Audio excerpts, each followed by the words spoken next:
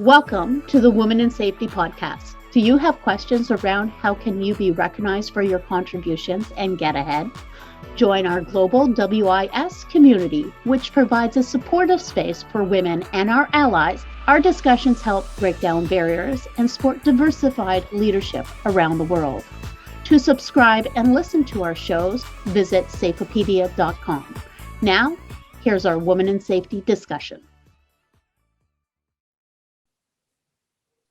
Hi, and welcome to another Women in Safety morning show. So I've got my co-host Donna here again, who's going to kick off another amazing conversation. Take it away, Donna.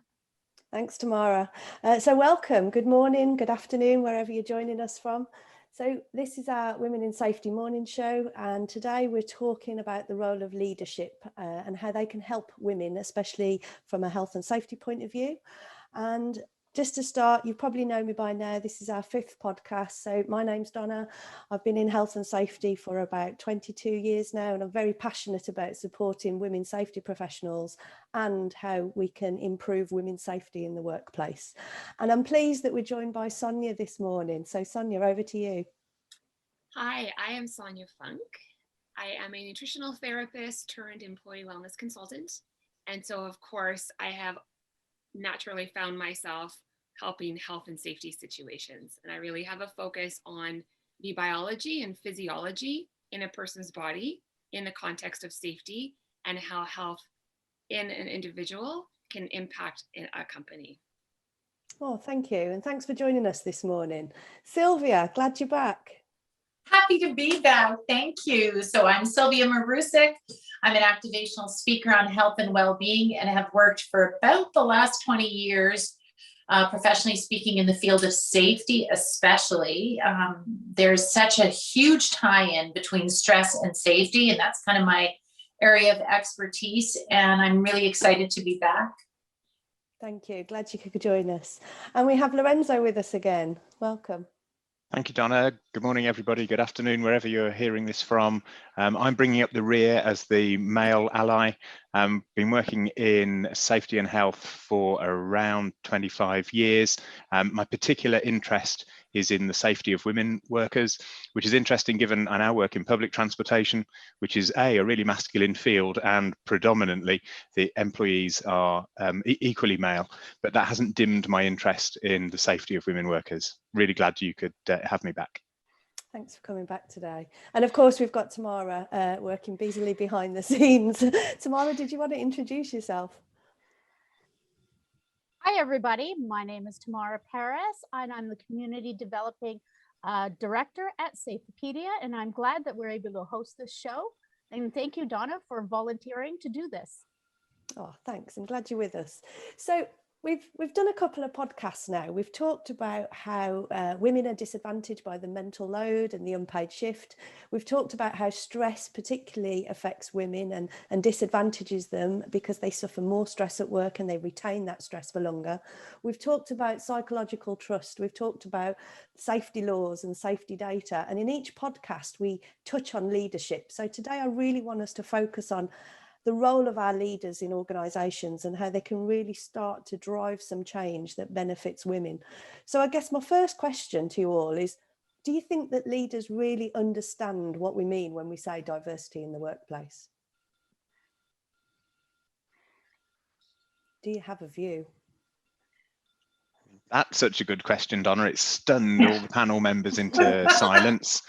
I'm going to take the male prerogative and go last on the basis that as the male ally, I'll support you in whatever you say. But it just shows what a complex question, very short, not very many words in it, but what a complex question that is. Because I think from my memory, this is the very first podcast where we had a 2-second silence. Nobody stepped in. You are right. So I'm going to be brave and I'm going to say probably not. In answer to the question, do leaders really understand what diversity is? And I don't say that in any way to disrespect leaders. I'm just going to acknowledge that I do not fully understand exactly what diversity is.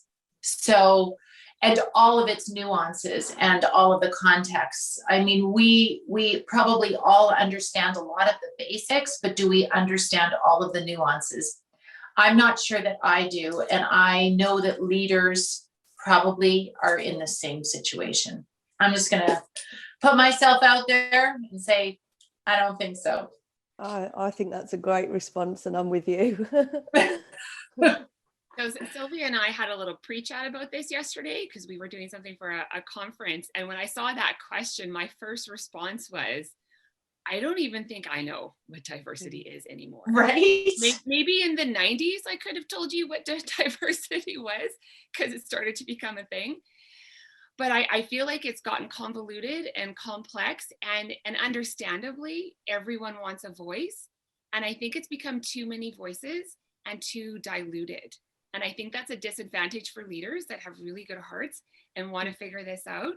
And they're afraid to actually dive into it because they're going to offend somebody, right? If I could jump in here for a second, I agree with you. I think that a lot of leadership is struggling. And I think what it really is about is belonging and inclusion. And one of the challenges that I presented to one of my CEOs was to because he was very proud that he had diversity, right? And I said to him, when you look at your executive suite and then you look at your workforce, do they mirror each other? And to his horror, he realized that his whole executive team was made up predominantly of one demographic group. Wow. And so sometimes it's having to be brave enough to have those uncomfortable conversations that diversity is I believe anyway in my heart is when you're looking around and you're seeing individuals of different paths of life, different cultures, different challenges, even like I'm learning disabled, right? And so it's very interesting for me that a lot of times that those are hidden disabilities. Somebody like with diabetes also, and these are areas that we don't talk about, but we still have to have an understanding, because if we're really going to include and accept people for whom they are, then we have to understand what that means and what do other people need from us as leaders in accommodation so that they can be their best and strive to be successful, because everybody can be successful if they're supported. Yeah, amen. And then those people who are supported and being successful are by definition more likely to be safe in their workplace and in their work behaviors, because they have a sense of belonging, a sense of respect that goes two ways. So I think somehow we need to get diversity into the safety agenda to influence our leaders, that diversity is actually important to the delivery of safety improvements. And it becomes increasingly complex when you even move beyond Tamara's suggestion of hidden disability. Once we've got over the whole, hey, it's a white Anglo-Saxon C-suite, and we're not just talking about the sex equality, but we're looking at or race equality, but we're looking at these hidden disabilities. We then move into the next level of complexity. We haven't even tackled the first one when we start thinking about transgender community, biologically and forevermore biologically male or female at birth, but adopt a different gender, even go through hormonal realignment and surgery to become the other gender, but actually they're still biologically male or female. Are we ready to protect men or women who have different biological function in a different gendered role without it offering insult to them? And I don't think we're even close. I work for a big male dominated organization, public transportation. If you look at us as a whole, we're about 50-50 male and female. But if you look at the driver population, it's about 90-10, and that's in the more progressive divisions of our business. Our C-suite is exactly, after about a month now, is exactly 50-50, male and female, which is fantastic in public transportation. So Yes. we might be just starting to think about the complexity of diversity. And I wonder, and it builds a little bit on Tamara's comment, do we just mean be kind?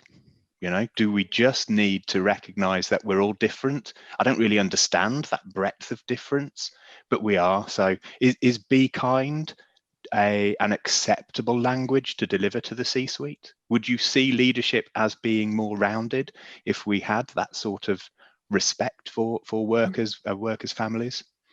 I think you have to push beyond be kind, because people can just be kind and fake it, but it goes towards authentically accepting and not judging. You know, I'm sad to say that I had a roommate who was transgender, and the individual had to dress up as one gender to go to work, and then be the gender that they felt comfortable in themselves in a hidden life, right? Yeah. In the 21st century, you know. Yeah, that's just wrong. I think you're right. I think it is about being authentic. I think there's an element of be kind, but it is bigger than that, isn't it? And we've talked previously about, you know, these gender neutral policies that we keep hearing. And there are so many nuances, like you said, Sylvia, and so many differences that leaders need to understand. We can't have this neutrality. We need to be sensitive to all.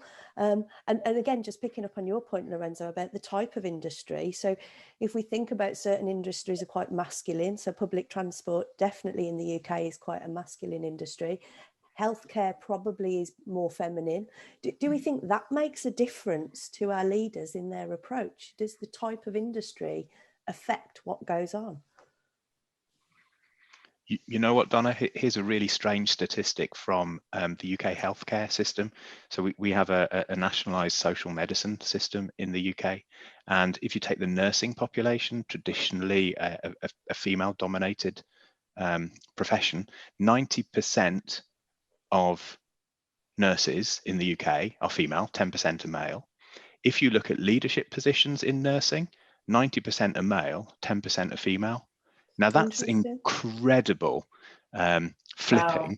When you move into a leadership position, male is still seen, even in a massively female-dominated role, function, as presumably, inverted commas, better. I don't necessarily mean better, but somehow they're getting into leadership roles in a totally disproportionate way. So I think your theory is a good one. It probably does vary sector by sector based on the organizational culture, the organizational sex, how masculine or feminine it is. But it doesn't work in nursing in the UK because the men still get the leadership positions. And I find that truly fascinating. Yeah. One of the things that I think should come into this conversation is, Sonia and I had this conversation yesterday too, is just the concept of grace. You know, I think there are a lot of leaders who want to understand, but because, as we've discussed, this whole idea of diversity is so multi-layered and complex, they're going to get it wrong. Like, there's just no two ways about it. They're going to get it wrong sometimes. And I think the fear of getting it wrong and being in trouble for getting it wrong often keeps people from doing really too much of anything. They stay with what is safe and familiar, right? Keep the stress down, and you know, are just afraid. And I've heard this from people, not leaders, but I've heard it from people. You know, I'm afraid to say anything at work in case I say the wrong thing, because people are very sensitive right now. And especially with the extra stress that the pandemic has brought, people are kind of on their last nerve. So I think it's it can be a very stressful time to be a leader. And if leaders could focus on, so I like what you said about be kind. That's such a good starting point. Yes, it needs to go deeper, Lorenzo, but another aspect of that is grace. So when someone does make a mistake, And if someone's choosing to be referred to, as they instead of by their name, or instead of she or he, if I make a mistake and I say your name, can we just have a little love about that and recognize that it was just a mistake? It doesn't mean anything deeper than that. I'm not disrespecting your diversity. I'm not trying to, I don't have a hidden agenda. I just had a goof. I feel like we need to bring that into the culture. Yeah, I think we should, and I think we are scared of doing that. And I think we've grown up in the last 15, 20 years where, neutrality is a good thing. Well, actually, sensitivity is a better thing. Yes. And just because I treat Sylvia this way and her co-worker Donna I treat that way isn't a wrong thing. It's because the individual circumstances of Sylvia or Donna are different. I haven't disadvantaged either. I've responded to their individual contractual needs, and I've just given them a more flexible, a more understanding, a more inclusive response. It doesn't have to be the same. You are not going to tie yourselves up in knots by having different responses to different people at different times in different situations. And I'm not accidentally using the word different so many times. We need to embrace difference. It's okay. Right. I really think the thing that has really inhibited the progress of this that we all see, it's very clear, like the kindness, the grace underneath it, and the authenticity that we're looking for. It is the fear of the very real outrage that is everywhere if you mess up. And then if you flip it around and you're really looking for the authenticity, because this is where I do my personal boundary workshops with leadership teams, it's understanding all the different parts of yourself and accepting them that change the body resonance that you have there in the office, that you are communicating without words, that covers a lot of mistakes. If you have that, and it's a cliche, unfortunately, but we kind of need to redeem the cliche. If you have that self-love and acceptance, you come across as curious. You come across as, oh, I'm so sorry, that was the wrong word. And everyone forgives you because you have that thing. And all the rest of the week, they made a mistake or a thing happened and you didn't give them a hard time about it. So like, oh, they messed up. So it looks difficult, but I feel like it's just this little thin veil of getting past the outrage that's everywhere because everyone's mad about everything right now. It is what it is. And looking in the mirror and doing this work here, you come across differently with saying the same sentence as someone that doesn't like themselves and someone that's okay with themselves and making a mistake. People read that differently. Yeah. Most of the time. You're never going to get everybody. Yeah. And I guess it's hard because culturally, we're not good at admitting that we're wrong. We're not great at making mistakes. And if you overlay that in the workplace scenario, leaders don't want errors. They don't want things to go wrong. They don't want to make mistakes. They don't like bad news. So it's almost like we've become a society that just wants to always do the right thing, always do the good thing. And actually mistakes are our opportunity to learn, exactly like you've all just said. We need to embrace that learning journey, I think. Yeah. So I guess moving on from a safety point of view, we have a sort of lack of women in safety leadership positions generally. They really are underrepresented as professionals, but especially at leadership roles. Do you think that makes a difference then in the disadvantages that women face in the workplace? So do you think the lack of safety professionals and lack of safety leadership professionals is affecting this? I think absolutely. I mean, women in leadership will be more aware of what women in safety need, right? We've talked about the size of uniforms, for example, or the way they're cut.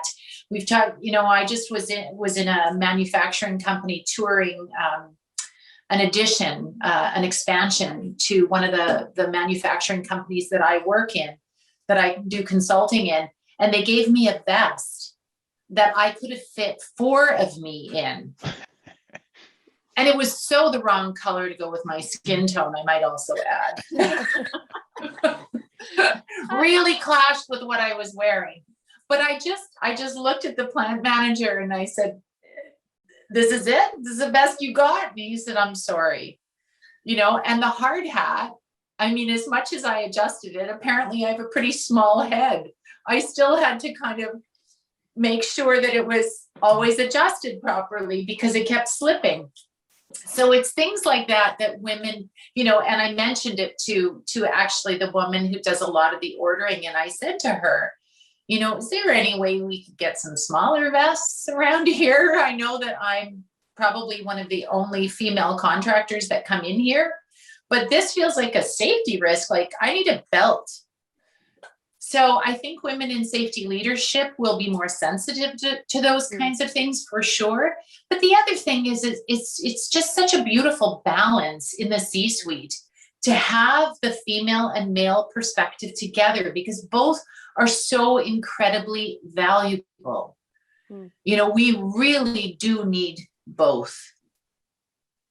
And I'm going to actually kind of push the envelope on this, because I think it's more to do with a feminine masculine leadership style, because I've met women who are just like, throw something at you and this should be okay, even though it's like way too weak to the person, and they didn't care, Right. and the way I look at it, clothing in safety is that has to do more with what manufacturers are creating, and health and safety managers, whoever is doing the purchasing, can actually access. Because I know with who I've been working with, and many people even know Malcolm Staves, that's an example of a health and safety global leader who is very mindful about what everybody in his team needs, be they women or men. And we were talking once, and sometimes you just can't get things because manufacturers aren't making them. So Right. I would say we need to push on those manufacturers to be making clothing that fit a diversity of body styles, because there's also a lot of gentlemen who have to wear unsafe, over big, hangy kind of PPE and workwear also, right? So I would like to elevate the conversation to that we need to be advocating more. Yeah. And that's the beauty, Tamara, of having this discussion, because it starts with, hey, the sizes aren't small enough for our petite women. Well, you know what? They're not small enough for your petite men. Right. And now everybody has enhanced protection, because they're more likely to wear their hard hat, or their hard hat is more likely to stay on, or they're less likely to get their clothing trapped in a piece of machinery. And everybody has benefited. And that goes 100% to Sylvia's point about both the masculine and the feminine opinion is important. Doesn't matter what sexed person that comes from. So the high feminine trait, caring Malcolm in L'Oreal, because he has a disproportionate number of female safety professionals, he I think it was a natural fit to his role, but he has learnt to be more understanding of the needs of women safety professionals, because he has to be more understanding of those needs. And I think we just need to recognize in maybe our recruitment strategies that just having women sexed safety workers, safety professionals, doesn't necessarily increase the amount of feminine trait you've got in your team. So maybe there's something around some kind of psychometric testing and establishing that balance, because without the balance, we're just not going to get a rounded view and a rounded approach to improving safety. It doesn't matter what worker you're protecting, because you want to protect everyone, huh? Sorry, Sonia, I cut you off. No, I think I cut you off, but I didn't know I was. I think it comes down to what you were all saying. And I always look at leadership in a masculine feminine balance as far as quality and the energy of it. And I look at it when it comes to safety, I speak of it a little bit in a parenting style. Are you more of a mom? Are you more of a dad? Are you the dad pushing the kid on the bike without the training wheels? Are you the mom that has this intuitive cause and effect, seeing the accident at the end? The feminine perspective is better at that. Some biological men have more of a feminine side. Some women have more of a masculine side. So I think you're looking at balancing the energies, because you need the mom. You need the mama bear, because they just see things differently and they look further ahead. And you need the balance of the masculine that's like, don't coddle them too much. But this thing could happen. And when you have that balance and both sides recognize that there's a balance, you create more safety for everybody, men and women, because the mama energy is going to see stuff with the men that the more masculine leader isn't going to see. So I think that's it. And it's less offensive to everyone if you talk about it that way. Yeah, absolutely. Definitely. No, it's an important point. Sorry, Lorenzo. Donna, I was just going to say, I don't know we can necessarily leave this part of the morning show without mentioning Sheryl Sandberg, the COO of Facebook. Fantastic, well, first of all, fantastic TED Talk, but fantastic book called Lean In, about women leaders. And one of Cheryl's anecdotes is she was pregnant, worked at Facebook, and she parked in the parking lot and had to walk, heavily pregnant, or whatever, a few hundred yards to get into the building, and found that she was exhausted when she got there. Well, that has direct safety implications because she's the chief operating officer. She spoke to Mark Zuckerberg. By the afternoon, there were spaces at the front of the building for pregnant workers, and there have been spaces at the front of the building ever since. But it took the chief operating officer to experience heavy pregnancy for that risk to become apparent at Facebook. So somehow we need to get this to translate further down the chain into much more operational understanding of feminine leadership, irrespective of your biological sex. And I think that is probably where our challenge is going to be the biggest. You know, health and safety is a very masculine profession. You know, I think in the UK, and I'm sorry, I'm a UK based guy, so I only have these examples. And Donna, I know you know the real statistics, but in the professional association, IOSH, they have 2 grades of membership, member and fellow. Ignore the fact that they use the word fellow for the higher grade of membership, just for a moment, but hey ho. And the number of female fellows is something ridiculous, like 1% or less than 1%. Less than 1%. How is that possible? In a gender neutral, inverted commas, fair process? I just find that really, really bizarre. So we've got a long way in safety leadership to go before we even reach out of the profession and get into the lay leadership in the C-suite. I want to hop on to something you said there, Lorenzo. You said that it took the CEO of Facebook to be able to get this parking spot. Surely to goodness, there were other, late term pregnant women working for that organization before it took her to ask. So that kind of leads me into, and I don't know if anybody wants the conversation to go this way, but if you're somebody that needs or wants some difference in inclusion or accommodation, it is so important to have the courage to speak up and say, can we look at this? Or I'm feeling like I'm not being included here. And it's really, really difficult. There's no question about that. And leadership can invite, hopping onto what Sonia was saying about the energy, can create a space, a safe space energetically where people feel like they can come forward and ask for help or ask for accommodation or say, hey, at the meetings, every time I try to speak up, people don't listen to me. People don't give me a chance to speak. Well, why is that? Is there an accommodation that's required? Is that, I don't know what the scenario would be, but I feel like we, as much as we're asking leadership to be aware of diversity, we also need to speak up for ourselves and not leave it all to the leaders to imagine what it is that we need. They don't read minds. And Sylvia, I want to build on what you're saying, and this is really somewhere where Sonia and yourself can really kind of share your knowledge with us, is that women physiologically do have different needs than men. For example, one discussion that we never have is menopause. And, it's not until you go through menopause that you actually realize how much havoc it wreaks on the body. And so, what about accommodation for those different type of needs also that I'm sorry, Lorenzo, I don't believe men go through it in this quite the same way. Or maybe I'm wrong. Maybe Sonia and Sylvia can speak to that a little bit. Yeah, I think, Sonia, why don't you go ahead? Was forming a thought there and then it left my brain, but I'm sure I can do this. I'm going to say something along the lines of what you were talking about there tomorrow. What I see is it does feel a little bit strange that two very biologically different humans that do work differently, that have different physiologies and different processing, different metabolism, that they actually do some of the exact same jobs and the exact same performance is expected. That would be like putting men and women in the same event in the Olympics.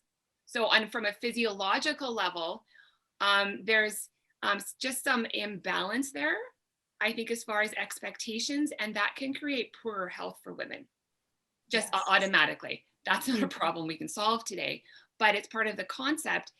And what I find is because very feminine women are more intuitive, they're more in touch with their feelings, they'll feel them more. They tend to, because I always look at timelines in my office, and when I go in and analyze a whole company, it's male and female average ages, and then I draw out the timelines based on the benefit usage, just to give you some insight into what I do. A woman will complain more because she's more aware, and she'll go through this process, this stage, and then this stage, and then this med, and then this stage, and then this med. The men suck it up.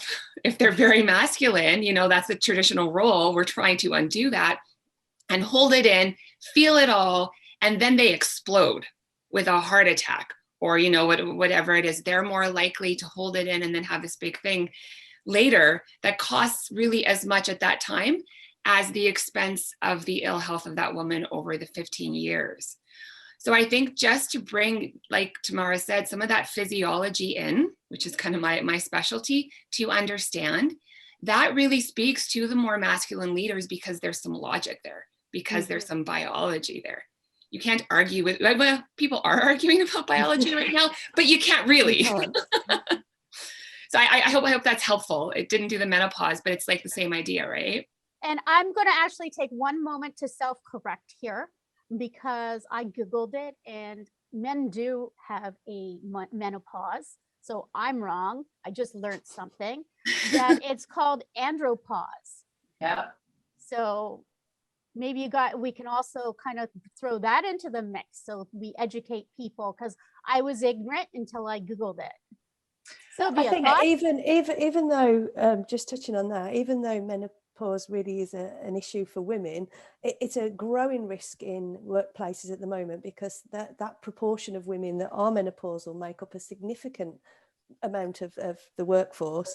But if you think about the men who have got menopausal partners, if their partners are not sleeping well at night or things like that, and they're having a rough night's sleep, that tiredness is also going to impact them at work as well. So again, yes, it is a risk for women. It is something that safety professionals and HR professionals need to consider, but we need to not forget our male colleagues as well, and any impact they have as a result of menopausal partners.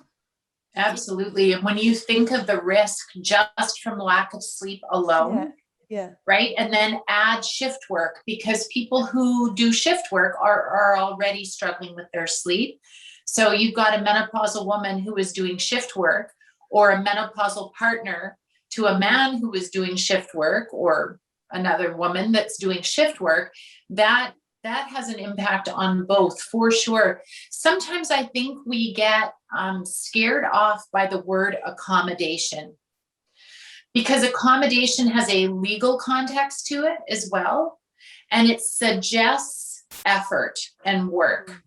And so it would be really great to see cultures shift from, okay, I've got to accommodate this person, I've got to accommodate that person, to just saying, can we just all get what we need and ask for what we need? So the menopausal woman, now this is really hard on a production line, but a menopausal woman in the office might need to step outside every hour because she's dying of heat, right? So that does not have to be an accommodation. That can just be a thing. Like, you need to step outside, step outside. It's different on a production line. I get that. But sometimes the word accommodation is the thing that makes everybody go, oh, what else do I have to accommodate? So maybe when we have both the masculine and feminine in the C-suite, those kinds of things don't need to be seen as accommodations, but just part of life. When somebody's tired, you know, can they take their break and have a safe, quiet space to go to just close their eyes for a few minutes? And does that have to be an accommodation, or can it just be, yeah, just go do it? Yeah, we've got a space for you. So I just wanted to throw that into the mix. I think you're absolutely right. And if you start to badge it as a reasonable accommodation that you're making in a formal way, well, then actually this is a disability we're talking about. And I didn't want to pick that label up. I just wanted the opportunity to go outside and cool off for 30 seconds or a minute. Exactly. We never have this issue with smokers. So a smoker needs to go outside to have a cigarette. No, they don't ask their line manager. They just fit it around their working day, and they could do that 10, 12, 15 times in a working shift. Yes, even on a production line that happens. Yeah, exactly. And nobody even notices. So why can't I have a menopausal smoking break? Why can't I have I didn't sleep very well last night, I need to go and get some fresh air smoking break? Right. How come it's permitted for smokers because they're addicted to nicotine? Well, you know what? I'm addicted to cream cakes. So why can't I go and have a cream cake break? But the management reaction to that is, are you crazy? What are you talking about? But you don't even notice the smoker who does it. It's so far below a formal accommodation. It's just the way we do things around here. And that's where we need to move to. And when that culture exists, it actually takes some of the burden off the leader to have to know absolutely every nuance about diversity and inclusion, because it is just a cultural expectation that whatever you need, we will try to make that happen in the context of keeping our business running, keeping the production line running, keeping workers safe, right? Because safety is affected if I decide to go out for a smoke break and I leave my line short. Well, maybe there's a safety implication. But if we had this different view of it, nobody has to read chapter and verse on every nuance that there is to know, like, people with brown hair have to be treated this way and people with blue eyes need to be treated this way. And I don't mean to, make it so silly. I'm not trying to make it silly. I'm just trying to use a very simple example. Like, diversity and inclusion is not silly. It's really important. But we don't have, the burden is less on leaders if we create that kind of culture where everything that people need is accommodated to the best of our ability, and people can be self-responsible for saying, I just need to go outside for a minute. I'm having a 3-minute hot flash and I can't even think straight right now. That should be okay. There's something I don't want you guys to miss that just happened here. So we're talking about the smoke break and the other people that can't. That relief and that break and that excuse that the smoking gives to them attaches them to their addiction and costs you more money even if they want to quit. And the other thing that I don't want you guys to miss here either is when you open up conversations like this that are curious, no one's triggered, we're talking masculine, feminine balance and energies, and you start to open up the conversation like about menopause, like Tamara did. And what can we do about that so that there's more safety and so that these things aren't so much of an issue? Suddenly, we open up the fact that there's a man's menopause, because when you free women to be who they are and it's okay, there is an automatic transfer of a healthier perspective on the masculine, always. Yeah. And does that work the other way around? Probably not. Well, not as much, because they're so far in the perception of they're in charge and it's all that kind of stuff. But when you can logically and unoffensively educate them on when you allow this property and this energy and this balance into your company, it makes your life better. Yeah. The ones that are more masculine. Yeah. And to build on this, you know, we talk a lot about wellness and mental health. Well, isn't this a way of building our culture of care to help people self-help themselves to keep their mental health in, like, at a maximum? Totally. If you feel like you constantly have to not show everyone all the things going on in your life and all of those things, you're in a bit of a state of alarm. You are a little bit disconnected from your rational brain. How's that safe? Yes. Yeah. Absolutely right. And you know, I should have started to take some notes to make this next sentence far more informed. But I think in this 20-minute discussion so far, we've covered elements of every single one of the other morning shows. Yeah. We've had some stuff about psychological safety, you know, trust and voice, and feeling able to make a comment about an unsatisfied need. We've talked about each and every element. We've just talked about stress and mental health and well-being and the impact that it has there. Sonia has very eloquently talked about biology, and we saw that in some of the safety data, female safety data in the podcast. Unfortunately, I missed. So maybe, just maybe, better leadership, more sensitive leadership is actually the key to every single one of the elements, Donna, that you've had us discuss in previous podcasts. So maybe that's where we need to focus, is on this better, more rounded, balanced safety leadership, and then the other things will follow. I don't know what you think. I totally agree, and really that's why I wanted to talk about leadership after we talked about the other things, because I think it is so important. Leaders really are the key to making work more sustainable. They're the ones that can reset the norms around what's considered flexible, and I think we need that flexibility in the workplace, which supports the diversity agenda. Just my view, but I agree. And so often, you know, and I say this, I think every podcast, so often the things that we talk about appear as if this is going to be an additional burden on the leaders. It's actually going to simplify and change everything. Sonia just said this, it changes everything for the better as a leader when you understand and incorporate these views into your culture. If you have a strong, healthy, safe culture, your work is less. The burden of responsibility on you is less.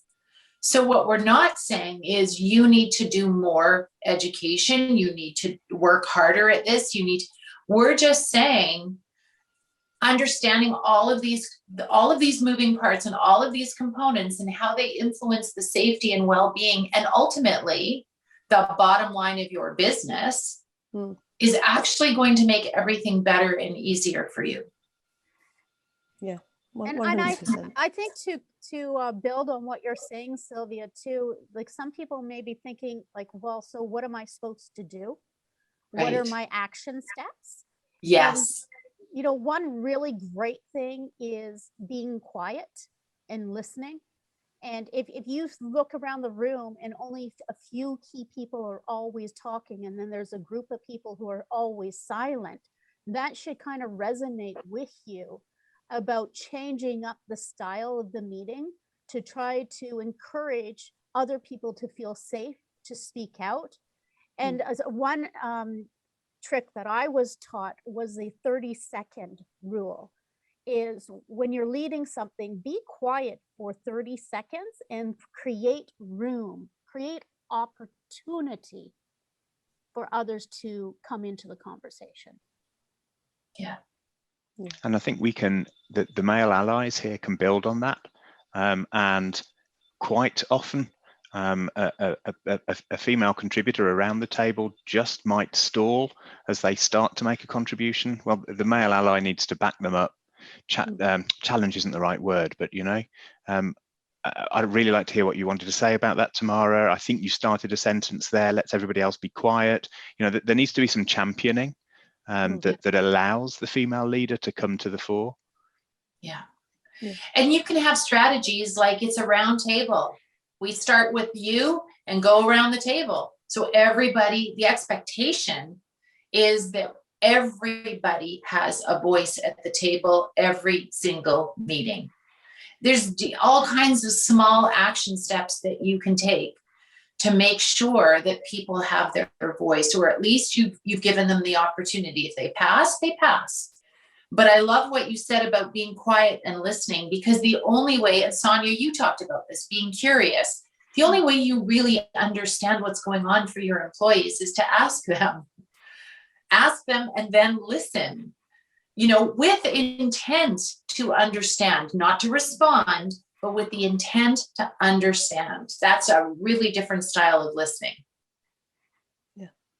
And just assuming that they probably have some information that could make your job easier. Really how Yes. Yeah. Absolutely right. But I think as well, the leaders, of businesses, they need to demonstrate that they're going to do something if somebody does approach them, especially when we think about women's safety issues. If women are brave enough to speak up and say there's a problem, they need to see actions taken, because in a lot of cases, nothing gets done, and that just sends the wrong message out to the workforce, and then you find that women aren't speaking up anymore because nothing happens as a result. So yes, we need to encourage people to talk more and to speak up and to say what the issues are, but we need to get some actions and we need to get things done to encourage more women to do the same. And I think go ahead, Tamara. I'm just remembering one really good leader that I had that was phenomenal at this, Lino. And one of his styles was he would use phrases like, oh, so-and-so, we haven't heard much from you today. Did you have anything you were thinking about that you wanted to share? Nice. Or if if the quieter people, he might talk to them sometimes in the hallway or later. And then in the next, and let them know that in the next meeting, he was going to bring something up. And then say to the person, Sonia, last week we were having a chat about some things and you brought some really good points to me. Can you share them with the group? Right? So creating communication style that is bringing in those people who are more introverted. And another thing that he did, what I thought was so smart, is he actually gave up his position of leadership and passed it around the room so that different people would chair a meeting, right? Putting everybody into that position of having to kind of have a little bit of something that they had to talk about with purpose.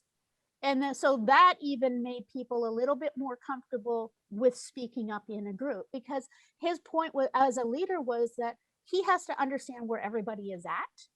And then what tool does he need as a leader to bring them into the fold where they're now comfortable.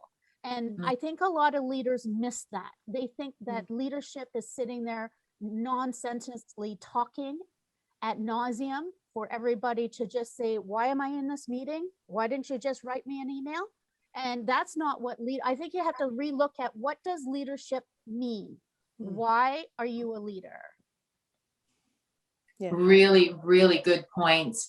I want to share something that it was an experience I had last January working with a large North American based company. And I was working at one of their manufacturing facilities in Texas.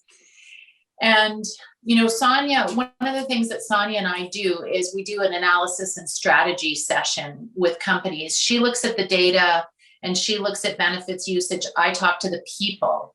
And one of the things that came out of this, I think it was such a good message, is such a good message for leaders.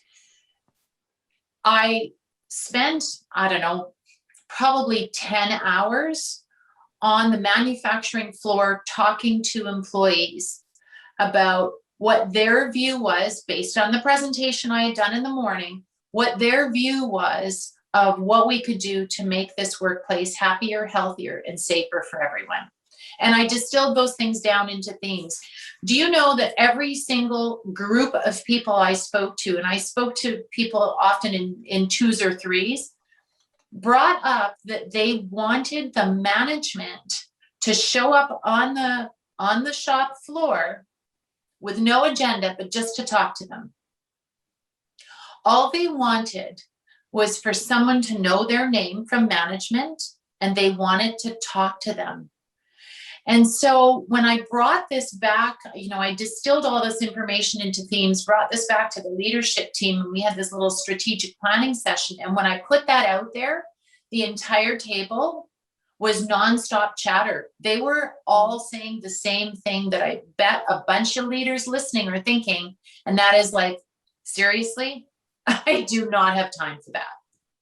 I don't have time for chit chat. And this is part of the reason that leaders don't take the time to ask these questions sometimes, or wait and quietly listen for the answer, because I got 72 emails in my inbox in the last hour. I have this fire to put out, and I have this thing to do. And really, I do not have time to hear about all of my employees' grandchildren and their hockey tournaments and whatever else. So as this went around the table and everybody was quite emotional about that request, the CEO looks at me and he says, "You're awfully quiet. I bet you have a solution." And I said, "Yes, I do, actually."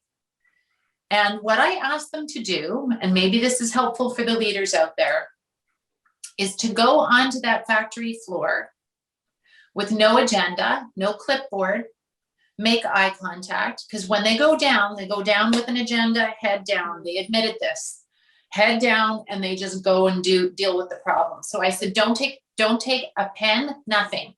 Just go down and talk to people. And if they have something that is a concern that they've raised, ask them to write it down for you, so that they know that their words are actually going to be in your pocket on the paper.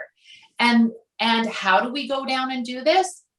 Each leader of each department takes 1 hour. They put it into their calendar, and they take 1 hour. So there was 5 departments, 5 leaders. Every 5 weeks, the CEO gets his turn. It's 1 hour out of your life. It has completely transformed everything for that leader. I'm still in touch with them all the time. Everything's changed there. It's been magic. And it's an hour every 5 weeks just to listen to your employees and say, I'm down here because I care about you and I want to know what's going on in your life. Leaders, we're trying to help you. We're not trying to make things more difficult for you. The solutions are often so simple. Yeah. Sonia and I do this, and we know that the solutions are often things that you can't see because you're in the middle of the forest. 100%. And it's the same in safety. We encourage our leaders to do safety leadership tours for the same reason. Go and find out what's going on and go and speak to people. Absolutely. Yeah, leave the technical things to your safety professionals. Go and talk and understand.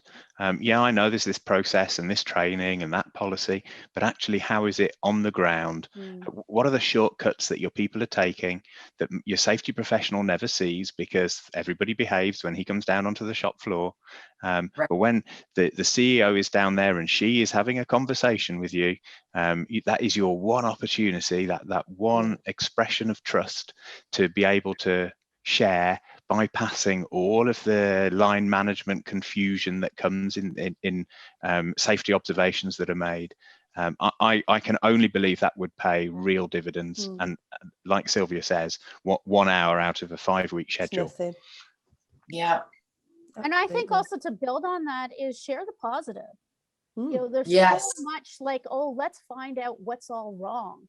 And that just turns employees off, because they're not coming to work to be berated like children. Maybe somebody just doesn't really know something, and so they're doing it a certain way because they've seen somebody else do it. Or better yet, maybe the individuals who made the policies and procedures don't actually know how the work's actually done. So the policies and procedures that you're trying to cram down people who are actually been doing the job for 40 years, they're looking at this going, this person doesn't know what they're doing, right? But when you open dialogue and you open conversations, that are like, you say to somebody, wow, that was really awesome. Thank you for taking the time to do that. They're going to be then coming back at you and trusting to have conversations. I remember when I was doing my work, the biggest indicator, key indicator that we had reached a safety maturity curve was when I was listening and overhearing employees actually having discussions about planning out work, identifying their own risks, identifying how they might be able to solve it, and then hearing them say, okay, so I think we need this or that or something else. Let's go talk to Tamara and see if she can get that for us. So it wasn't me as the safety person nitpicking and saying, oh, we've got a policy, because to be quite candid with people, legislation and policy is the bare minimum. You need people to be elevating, using their adult brains at work and coming up with solutions, because then they're going to make it part of the process when they're training people, right? I think you're right. And I think what we need to do is build in to our leadership style some of the psychological principles that underpin behavioral safety. And let's go out and start catching our people doing things right. Giving them praise and recognition for doing things right. Because it's almost universal that managers and leaders go and catch you doing something wrong, and we have all the processes and procedures in the world to offer you a sanction, a discipline, maybe even terminate your employment because we caught you doing something wrong. How many times had that person done something right and we never gave them any praise or recognition? And that's very feminine. And well, there you are. Exactly. And I don't mean to equate employees with dogs, but that's at the core of training a dog, because the psychological principle is exactly the same. Give reward for good behavior, and good behavior is likely to be repeated. Repeated good behavior becomes a habit, and hey, it's the way we do things around here. So when Tamara's example was, well, I saw somebody else do it, so I do the same shortcut. Actually, I saw somebody else doing something right, and I will learn from what I witnessed, and I will do something right. And it becomes eventually a self-fulfilling prophecy. So to the leaders out there, irrespective of your position in the organization, because we've referenced C-suite quite a lot in this podcast, but actually there are leaders at all levels in an organization. Go out there and catch people doing something right that is sincere. If you have to wear a hard hat for your job, don't give people praise for wearing a hard hat, because that's just an expectation. But if you catch them doing something right, give them praise there and then, and that instant positive feedback is more likely to get that behavior to be repeated. And if you could do just that in your 1 hour every 5 weeks, you're on a winner. You are absolutely on a winner to transform your organization. Lorenzo, research shows that for every bit of constructive criticism or negative comments you give to an employee as a supervisor or leader, you actually have to give them 3 positives. Not right at that moment, but you have to give them 3 positives to help wipe out the memory of the negative. And so some people go, oh yeah, well, I know how to do that. I use the sandwich method. I stroke them first, and then I deliver the punch, and then I stroke them again. People, don't do that. Don't do it. They can smell a sandwich a mile away. It smells like rotten bologna. They know what you're doing. But if you have to deliver some constructive criticism to an employee, the next 3 times you see that employee, and you can write this down and tick off the boxes. I've done it 3 times. It's that simple.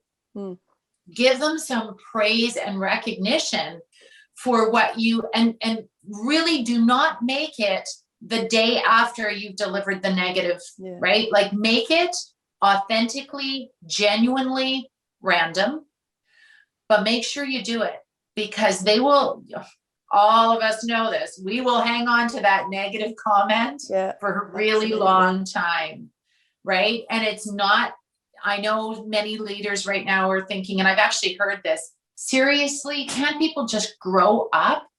If they're not doing a good job, I need to tell them. Listen, we wish that we all had the ability to take negative criticism or negative comments. Negative criticism is redundant. Negative comments, and just let it roll off and we'd be okay. That's just not the way it is. Sorry. So you have to make that extra little bit of effort. Yeah, it would be nice if we could all be bulletproof, but we're not. Yeah. We've all had trauma. We've all had things happen to us in our lives. The more you understand your people, the more you create psychological safety and trust for them, the more you help them by not triggering their stress response, the better everybody is. Absolutely. And that's really well said, and a great way to end our show. We've come up to time now. I could carry on talking about this forever, and I think the comments that we've had today have been great. But thank you all so much for the discussion today. There will be comments on LinkedIn. I'm sorry we didn't get a chance to get to them all, but let's keep the discussion going. Let's keep everything talking on LinkedIn. Tamara, anything final from you? Yeah, we have a few minutes. Oh, do we have a few minutes? Good. Yeah, share a little bit of what's on LinkedIn. And thank you everybody on LinkedIn for taking your time out early in the morning to join us. I know for some of you, if you're in the Pacific Coast, it's really early in the morning. So thank you for hopping on with us. So we have Augusto who says, lucky here in Argentina, inclusion and diversity is a field that has been gaining a lot of importance. I work on an insurance company as a risk analysis, and I can see that there are many important charges. Maybe they meant changes. Oscar says, sometimes cultural diversity becomes a big challenge, especially in situations where it comes to managing women visitors who come on site whose traditions cannot allow them to wear trousers as opposed to their traditional attires. Oh, good morning. I have a question, Tamara. Do you know any particular case of companies who are working on this? I mean, companies who have hired or offered their employees education about inclusion. And I see this as an issue that starts with childhood, and we should be re-educated again to talk about this thing. We should come back to that. Maybe people can hop online and help answer that for Augusto. And I'll just read one or two more. One more. Sylvia made a comment. This is from Bram. Sylvia made a comment about communication and the need for it, engaging with sincerity, listening, record concerns, and actually deal with it and give feedback. Amazing personal experience in many parts of the world where engagement and conversation brings such a powerful change. Thank you. Oh, nice. Some good comments. Great comment. Thank you. To answer one of them very quickly, work around menopause, Rolls-Royce, the engine manufacturer, they've done some amazing work. Google Rolls-Royce, whoever was making inquiries about, do we know of any really good practical examples? It is limited to menopause, but I'd definitely look them up. I think L'Oreal is probably doing a lot of work too. Malcolm Staves is somebody to reach out to. Yeah, he does a lot of phenomenal work. Anybody else? If I could comment on the comment about the childhood stuff, which kind of plays off of what Sylvia said before, one of the talks that I have in the analysis and strategy meetings that I do with leaders is I explain to them how what you're actually dealing with is a department full of triggered 7-year-olds. And if you understand how that works, like I make them watch the primer for ACEs, which is that study that was done in the 90s, adverse childhood experiences, show them the stats, and give them a little brief trauma-informed session. They look at everyone completely differently because it forces them to look at their own triggers. And they're like, oh, we're just a bunch of like triggered 7-year-olds running around, but now I have some tools on the parenting. And again, that's where some of the more feminine traits in leadership help. Yes. It just helps. Well, that's all the time we have for today, folks. Thanks, everyone. Thank you, Donna. Everyone. Thank you. Thank you for joining the Woman in Safety podcast. We hope you enjoyed the show. Please connect with us to join our global WIS community, to subscribe and listen to our show, or find more great safety resources. Visit safepedia.com. Until next time, stay safe.